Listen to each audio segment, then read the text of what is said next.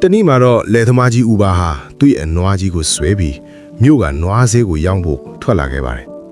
လမ်းမှာတော့မြို့မှာနေတဲ့သူ့အတိကိုလိုင်းနဲ့စုံကြတာပေါ့ ဟာဥပါဖယ်လဲဗျာနေပါဦးထမင်းရောစားပြီးပြီလား အေးကွာကိုလိုက်နွားစေးသွားမလို့ပါသမင်းကတော့ခုပဲပိုက်ကားအောင်စားလာတယ်ကွာခမ ्या ကိုမေးတာမဟုတ်ဘူးဗျာကျွန်တော်ကနွားကိုမေးတာ ဥပဒေအောင်ကြောင်သွားရကနေဒေါသကဝုန်းကနေထွက်လာပါတယ်ပြီးတော့သူ့နွားကြီးကိုလက်နဲ့အားရပါရပုတ်ပြီးအော်ပြောလိုက်တာကတော့ ဟဲ့နွားကြီးမင်းမျိုးပေါ်မှာမျိုးရှိတာငါ့ကိုဘာလို့တခေါမှမပြောတာလဲ ဟာဥပါကလည်းဗျာ ကိုလိုက်လဲသူ့စကားသူပြန်အပတ်ခံလိုက်ရလို့ရဲရဲနဲ့မှခတ်တုတ်တုတ်ပြေးသွားပါတော့တယ် ဟေးကိုလိုက်နေပါဦးကွာဖဲဖဲတာလေ like, comment, follow. Thanks for watching.